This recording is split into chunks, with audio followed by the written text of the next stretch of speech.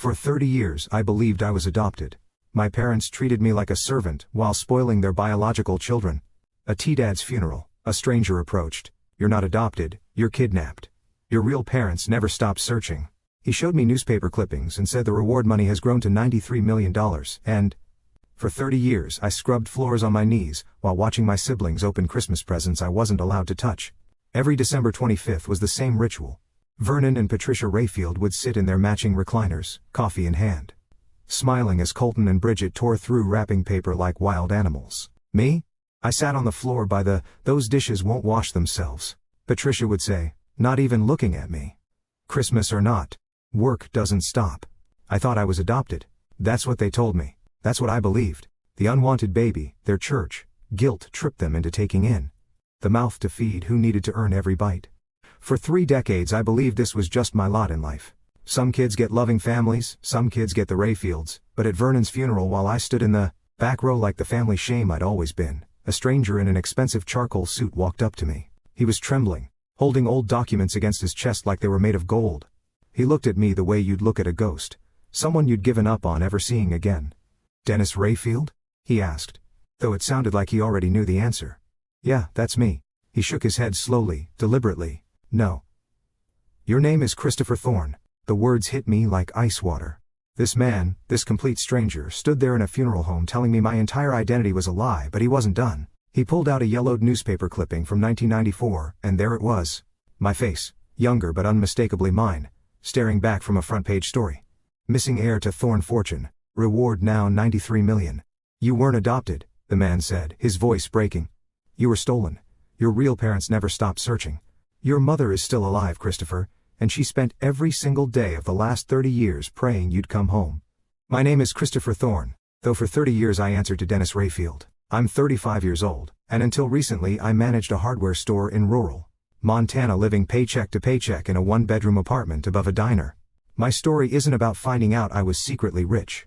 It's about finding out that every single person who was supposed to protect me chose to destroy me instead.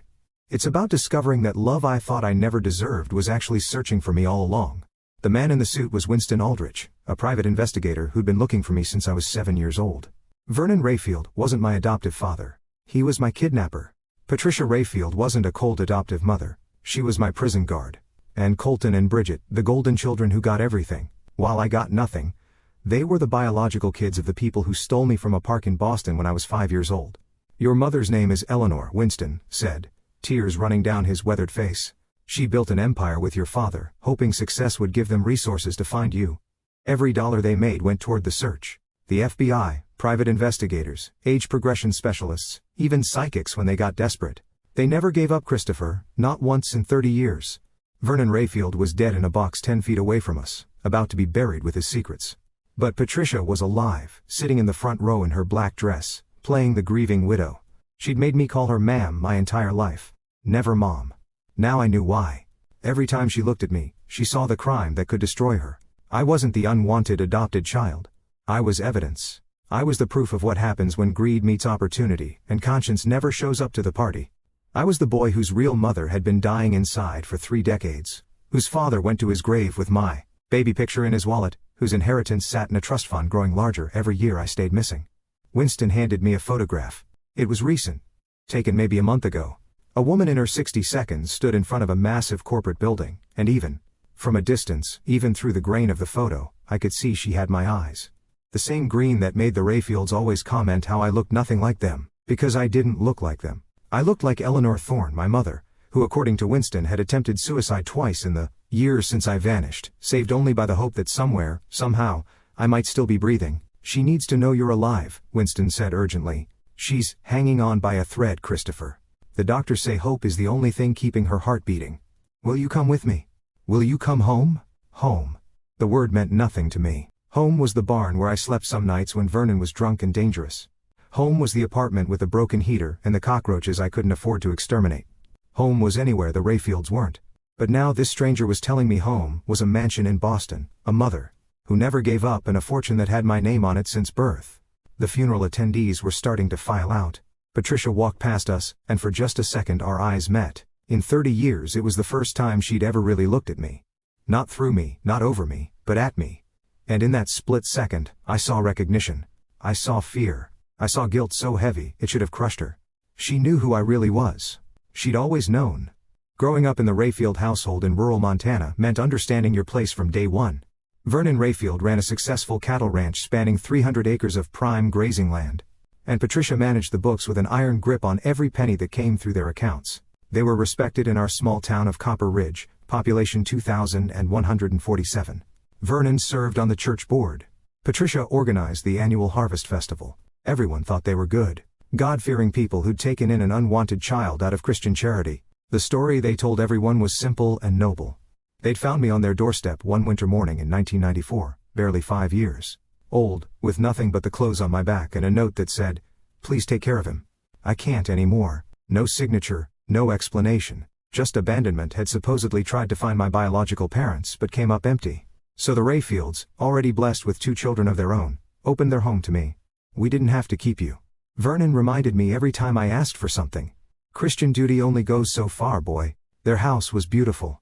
A sprawling ranch-style home with 5 bedrooms, though I slept in what used to be a storage room off the garage. It had a single window that faced the tool shed, no closet, and in winter the temperature dropped so low I could see my breath. Meanwhile, Colton's room had its own bathroom and a flat-screen TV he got for his 13th birthday. Bridget's room looked like something from a magazine, all pink and white with a canopy bed that cost more than I'd make in 3 months at my current job. Breakfast in the Rayfield house followed a strict hierarchy. Vernon got his eggs over easy, with thick-cut bacon. Patricia took her coffee black with whole wheat toast. Colton and Bridget got whatever they wanted. Usually sugary cereal or pancakes, Patricia would make fresh. I got what was left, if there was anything left. Most mornings I made do with stale bread and peanut butter I'd hide in my room for exactly such occasions. Dennis needs to learn that nothing in life is free, Patricia would tell her church friends when they'd comment on how thin I looked. We're teaching him work ethic, it'll serve him better than handouts. My chores started at 4:30 a.m., feed the chickens, milk the cows, muck out the horse stalls, all before school where I'd arrive exhausted and smelling faintly of manure no matter how hard I scrubbed. Colton would pass me in the halls without acknowledgement, surrounded by his football teammates. Bridget would actively step away if I got too close, telling her friends I was just the help who lives with us. After school when other kids had sports practice or hung out at the diner, I had more work, mending fences, hauling, feed, fixing whatever machinery Vernon had deliberately let break so I'd have something to occupy my time. He taught me to repair engines not out of fatherly guidance, but because he needed free labor. By the time I was 12 I could rebuild a tractor engine. By 15 I was doing all the maintenance on every vehicle they owned while Colton couldn't even change a tire. "You're lucky we feed you," Vernon said one night when I asked why I couldn't join the family for Thanksgiving dinner at the main table. "Your own mother didn't want you. What makes you think you deserve to sit with real family?" The cruelty was calculated. Patricia kept exactly one photo of me in the house taken when I was about 7. In it, I stood apart from the family off to the side like an afterthought. She'd show it to visitors as proof of their charity. We'd treat him like one of our own. She'd lie while I served lemonade to her book club, invisible as furniture. School was my only escape. Teachers liked me because I worked hard, studied harder. Mrs. Henderson, my 8th grade English teacher, once pulled me aside. "Dennis, you're bright enough for college. Have you thought about your future?" "Kids like me don't go to college," I'd told her, repeating what Vernon had drilled into my head. She'd looked at me strangely then, like she wanted to say something but couldn't find the words. Years later I wondered if she suspected something was wrong, but in small towns you don't question families like the Rayfields.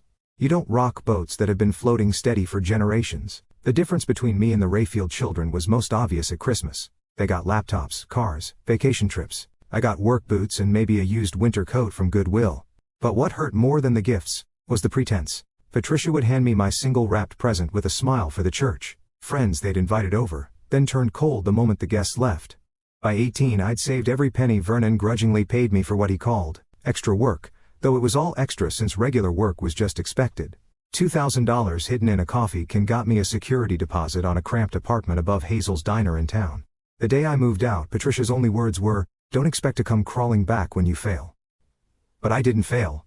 I got a job at Brennan's Hardware, where Sherman Brennan treated me with more kindness in one day than the Rayfields had shown in 18 years. "You're a good worker, Dennis," he'd say. Reliable, honest, that's rare these days. I built a life from nothing because I thought nothing was all I deserved. Every night in that tiny apartment I'd wonder about my birth mother. What kind of woman abandons her child on a doorstep in winter? What was so wrong with me that even she couldn't love me? These questions haunted me for 30 years. Poison the Rayfields had poured into my soul one drop at a time. Except none of it was true. There was no doorstep, no desperate note, no mother who didn't want me. Just Vernon and Patricia Rayfield, two criminals who stole a child and raised him as slave labor while collecting sympathy from their community for their Christian charity. They built their reputation on my suffering, their prosperity on my stolen life. Vernon's death came suddenly on a Tuesday morning in September. Massive heart attack while branding cattle, dead before he hit the ground. The whole town turned out for the funeral, packing the First Baptist Church to capacity. I stood in the back row, uninvited to sit with the family despite 30 years under their roof. This section is for blood relatives, Dennis. Patricia had said that morning, her voice sharp as winter wind. You understand? I understood perfectly. Even in death, Vernon commanded the narrative. The pastor called him a pillar of the community, a devoted father, a Christian example of generosity. He and Patricia opened their home to a child in need. Reverend Morrison announced, gesturing vaguely in my direction, "That takes a special kind of heart." The congregation murmured their amens, while I fought the urge to vomit. Special kind of heart. If they only knew how that heart delighted in cruelty, how it calculated exactly how much food I could survive on, how it never once showed me an ounce of genuine affection. That's when I noticed the stranger.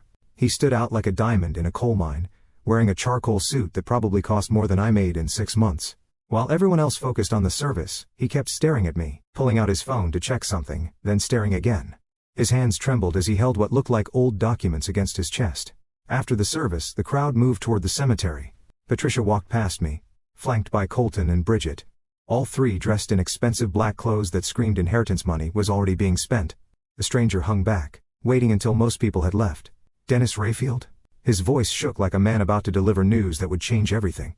Yeah, that's me. He stepped closer, and I could see his forehead despite the cool September air. No, it's not. Your name is Christopher Thorne. I'm Winston Aldrich, a private investigator. I've been searching for you for 28 years. The words hit like physical blows. My chest tightened. The church suddenly felt too small, too hot. You're mistaken. I'm adopted, but my name has always been Dennis. You weren't adopted. Winston pulled out a leather folder with shaking hands. You were taken. Kidnapped from a park in Boston when you were 5 years old. Your parents, your real parents, are Eleanor and James Thorne. They own Thorne Industries. They never stopped searching. He spread newspaper clippings on the pew between us. The first headline screamed, "5-year-old heir vanishes from Beacon Hill Park." Below was a photo that stopped my breath. It was me, younger but unmistakably me, wearing clothes I recognized from hazy dreams I dismissed as imagination. Another clipping from 5 years ago. Thorne family increases reward to $93 million for information on missing son. This is insane. I managed to say, though my throat felt lined with sandpaper. The Rayfields found me on their doorstep. There was a note. The sheriff investigated. Winston's face darkened. The sheriff was Patricia's cousin, right? Robert Henley? He died 10 years ago, but we found his widow. She confirmed he helped cover it up, falsified the reports, created the adoption papers. My legs threatened to give out. I sat hard on the pew, my mind racing through 30 years of memories, reframing everything. Every cruel word, every withheld meal, every reminder that I wasn't real family, suddenly made horrifying sense. Vernon Rayfield worked as a contractor in Boston 30 years ago, Winston continued, his voice steady but urgent. He was part of the crew renovating the playground at Beacon Hill Park. The same park you disappeared from. The week you vanished, Vernon suddenly quit his job, told his boss there was a family emergency back in Montana. He bought the ranch with cash 2 months later. $90,000 in cash, Dennis. Where does an unemployed contractor get $90,000 in cash in 1994? The room spun. Through the window I could see the funeral procession heading to the cemetery. Patricia, in her widow's veil, playing the grieving wife while her husband's victim sat in the church he'd fooled for 3 decades. Your mother is alive, Winston said softly. Eleanor Thorne, she's barely holding on. The doctors say hope is the only thing keeping her going. She's been in and out of hospitals, panic attacks, depression, 2 suicide attempts. Your father James died 3 years ago. His last words to me were to never stop looking for you. Winston pulled out another photo, this one recent. A woman in her 62nd stood in front of a glass building, and even from a distance I could see she had my eyes. The same unusual green the Rayfields always commented on, the feature that marked me as an outsider in every family photo. She needs to know you're alive, Christopher. She spent 30 years wondering if you're hurt, if you're scared, if you remember her at all. She keeps your bedroom exactly as it was the day you disappeared, every toy, every book waiting for you to come home. I thought about my storage room off the garage, the single window facing the tool shed, the winters spent seeing my breath indoors. Meanwhile, somewhere in Boston, a bedroom had been waiting for me for 3 decades. Preserved by a mother whose love survived longer than my entire stolen life. If this is true, why didn't anyone find me sooner? Vernon was smart, Winston explained. Changed your name immediately, moved to a small town where no one asked questions. You were young enough that your memories faded. He probably told you stories about being adopted before you could even remember the truth. We tracked thousands of adopted children over the years, but the Rayfields' paperwork looked legitimate on the surface. It wasn't until Robert Henley's widow contacted us last month that we finally had a real lead.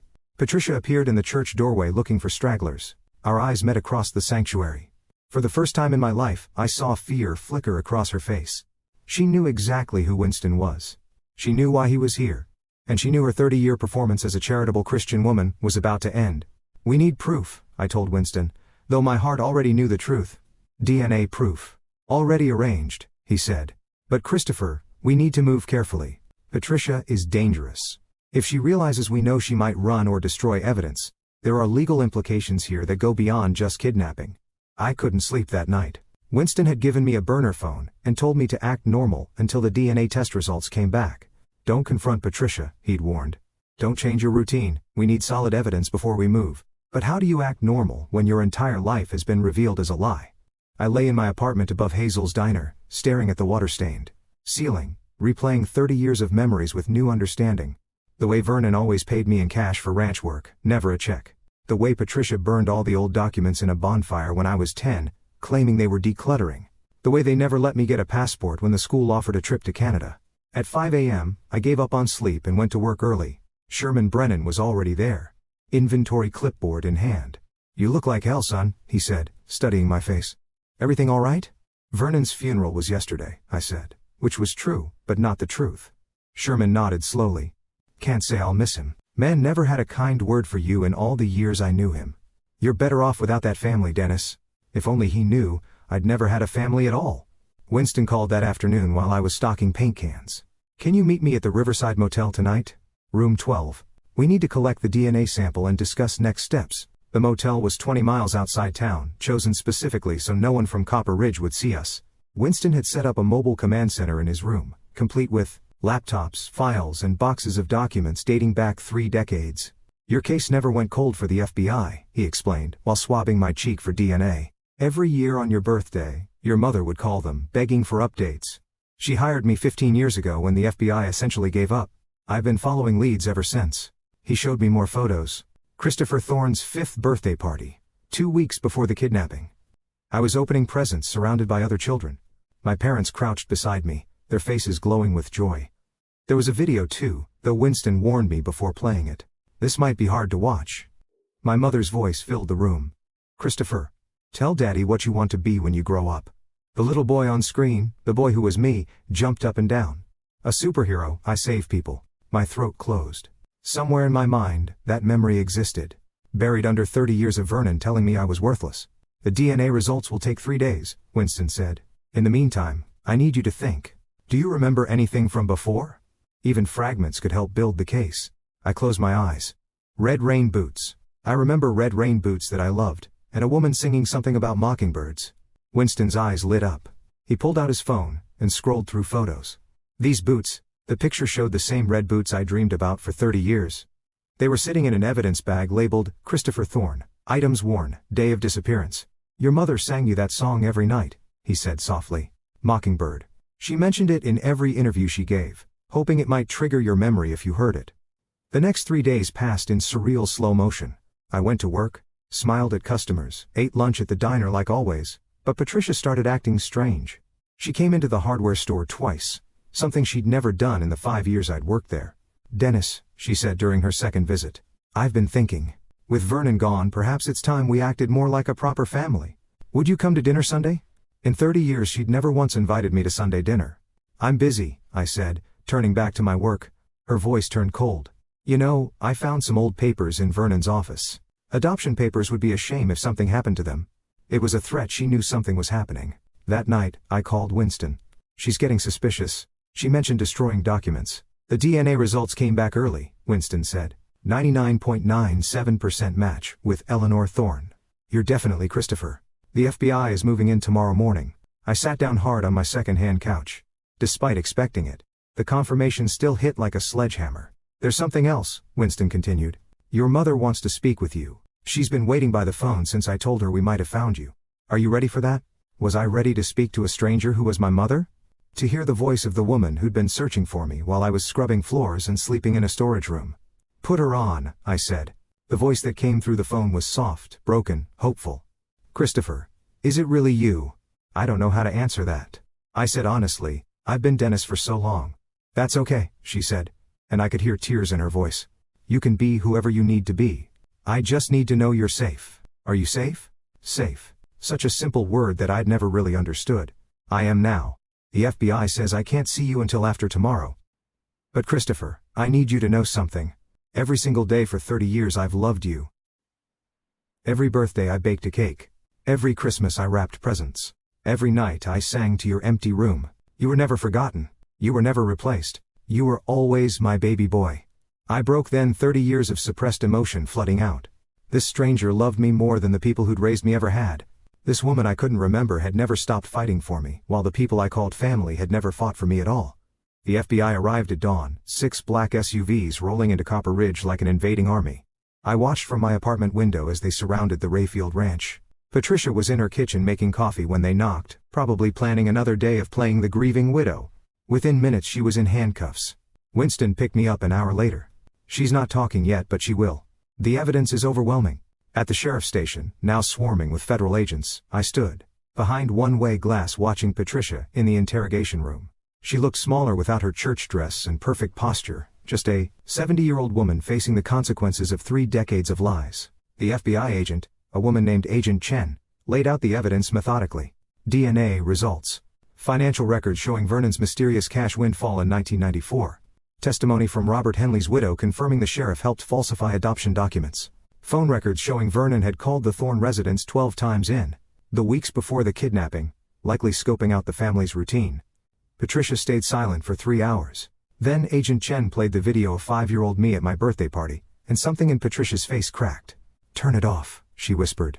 That's Christopher Thorne, Agent Chen said. The boy you've been calling Dennis for 30 years, the boy whose parents you destroyed.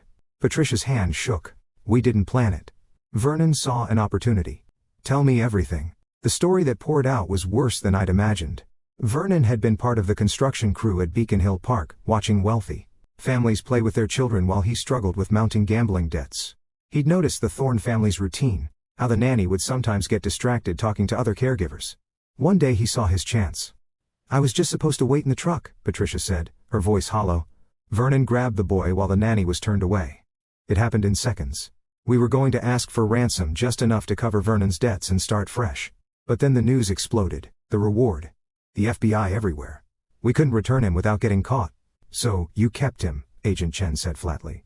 We moved immediately. Vernon's cousin in Montana had just died. Left us enough for a down payment on the ranch. We told everyone we'd found the boy abandoned. Robert helped with the paperwork. He owed Vernon money too. And you raised him as your servant, I said from behind the glass. Though she couldn't hear me.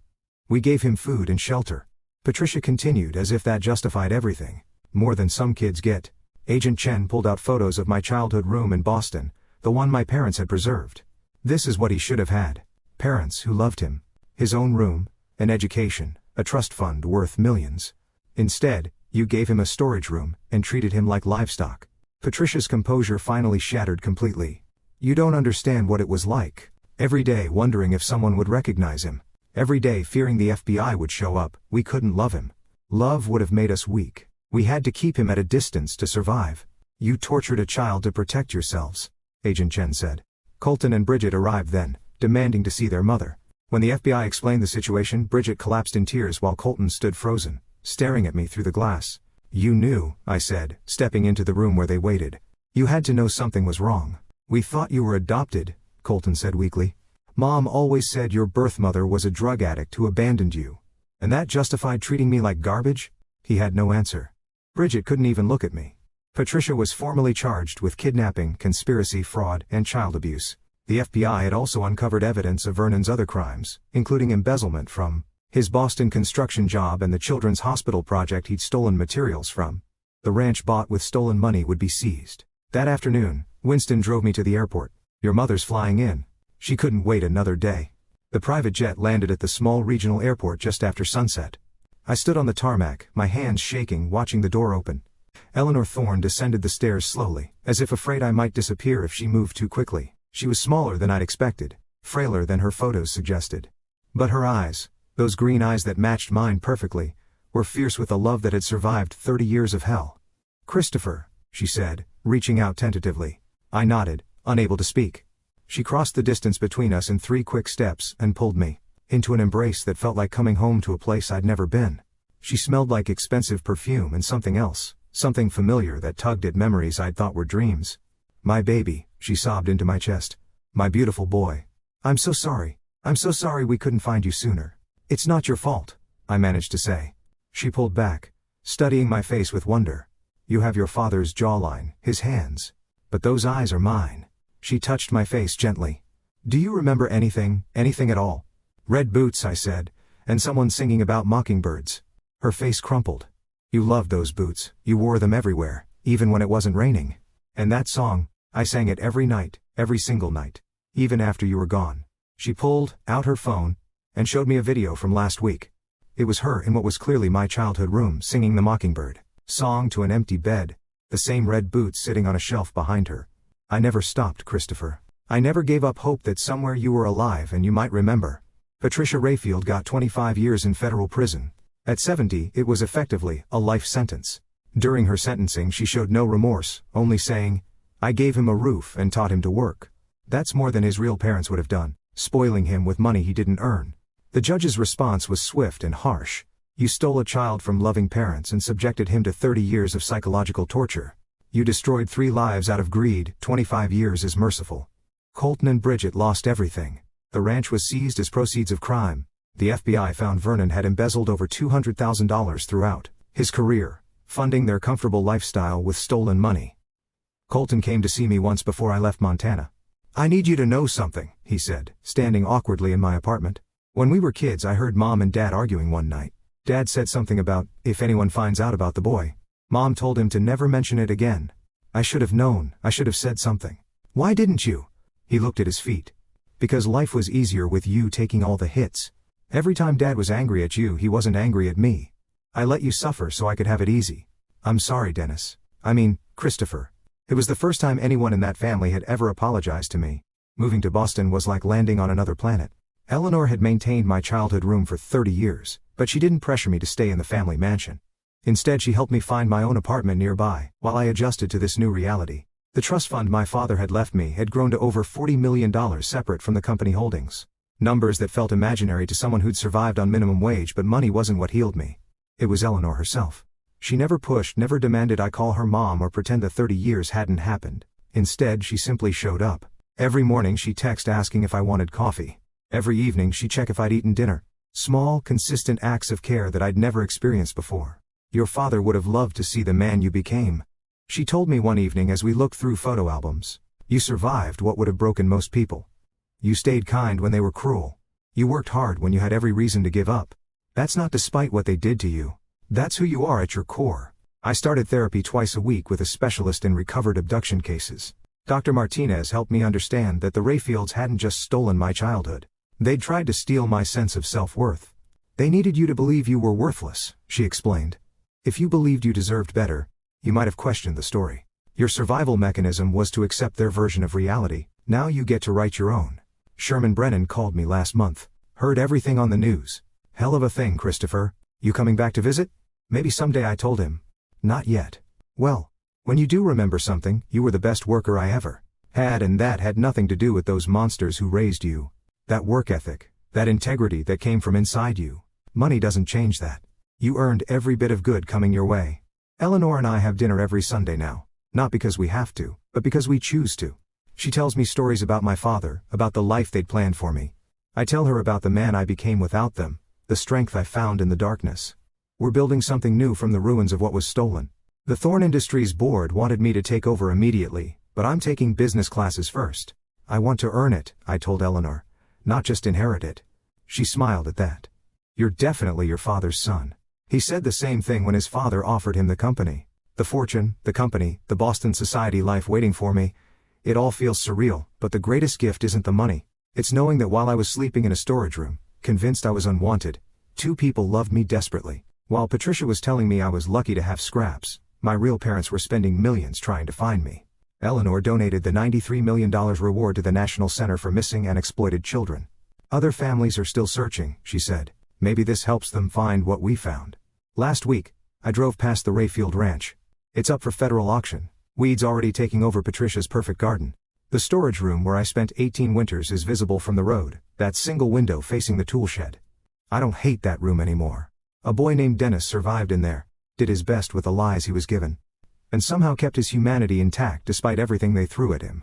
That boy, the one who got up before dawn every day believing he was worthless, he saved Christopher Thorne. He kept him alive, kept him working, kept him moving forward until the truth could find him. I'm grateful to Dennis Rayfield. He wasn't real, but his strength was. Now I'm Christopher Thorne, learning to be the man my real parents always believed I could be. Every morning I wake up in a bed that's mine, in a life that's mine, with a name that's mine. The Rayfields stole 30 years, but they couldn't steal my future. They tried to convince me I was nothing, but it turns out I was everything to someone. Some stories end with justice, some end with reunions. Mine ends with something simpler. The knowledge that love can survive 30 years of separation lies, can't bury truth forever. And sometimes the life you were meant to live is just waiting for you to claim it. If this story resonated with you, if you believe in the power of truth and the strength of families separated by circumstances beyond their control. After listening to today's story, perhaps it has raised some new questions in your mind, or maybe it has brought back some old memories. Every day on Reddit, new experiences and moments create fresh stories, and they connect all of us. Everyone has their own unique journey in life, and we all try to understand the world in our own way. These kinds of moments remind us that we are all human, sometimes happy, sometimes sad, and always learning something new. If you enjoyed this story, feel free to share it with your friends. Your thoughts and feedback are always valuable to us, as they motivate us to create even better content. Every story has its own unique angle, and our goal is to understand everyone's perspective and make our content diverse and relatable. Stories like these help us realize that life's journey is different for everyone, and by hearing other stories, we learn something new. You can also share your own stories with us. Your experiences are valuable to us as well, and if you enjoyed this video, please leave your feedback. We aim to create content that brightens your mind and gives you new ideas every time. If you've already seen this video before, your feedback is still important. With every piece of feedback, we can improve our content and bring a new perspective to our viewers. Today, what we saw was just a small part of the many stories shared on Reddit and across the world. It's a reminder of how we all try to understand life by sharing our experiences with each other. This video was only an example of how we try to connect with others through storytelling, learning about different sides of life. We hope to continue sharing such stories that help us all learn and grow together. Thank you for your time, and don't forget to keep an eye out for more stories coming soon. If you haven't already, please like and follow for more amazing content. Your support keeps us going, and we will strive to bring you more thought-provoking and heartwarming stories. Until next time, take care and stay curious. *.